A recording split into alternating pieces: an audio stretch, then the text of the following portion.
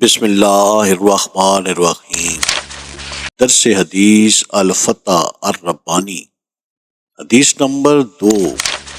اللہ تعالیٰ کی معرفت، توحید اور اس کے وجود کے اعتراف کے واجب ہونے کا بیان۔ سیدنا ابی بن کعب رضی اللہ تعالی عنہ سے روایت ہے کہ اللہ تعالیٰ کے اس فرمان وَإِذْ أَخَذَ رَبُّكَ مِن نَّبِيٍّ آدَمَ مِن ظُهُورِهِمْ ذُرِّيَّتَهُمْ وَأَشْهَدَهُمْ عَلَىٰ أَنفُسِهِمْ کی تفسیر بیان کرتے ہوئے کہتے ہیں، اللہ تعالیٰ نے ان کو روحوں کی شکل میں جمع کیا، پھر ان کی تصویریں بنا کر ان کو بلوایا، بس یہ بولے، پھر ان سے ایک مضبوط عہد لیا اور ان کو ان کے نفسوں پر گواہ بنایا اور کہا، کیا میں تمہارا رب نہیں ہوں؟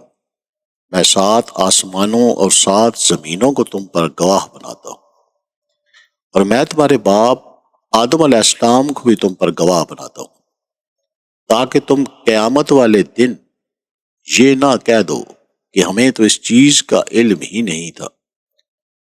جان لو کہ میرے علاوہ نہ کوئی معبود ہے اور نہ کوئی رب، بس تم میرے ساتھ کسی کو شریک نہ ٹھہرانا۔ ان قریب میں تمہاری طرف اپنے پیغمبروں کو بھیجوں گا، وہ تمہیں میرے وعدے اور میثاق کو یاد کرائیں گے، اور میں تم پر کتابیں بھی نازل کروں گا۔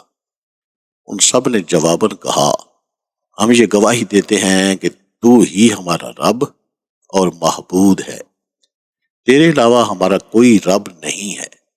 بس انہوں نے اس چیز کا اقرار کیا۔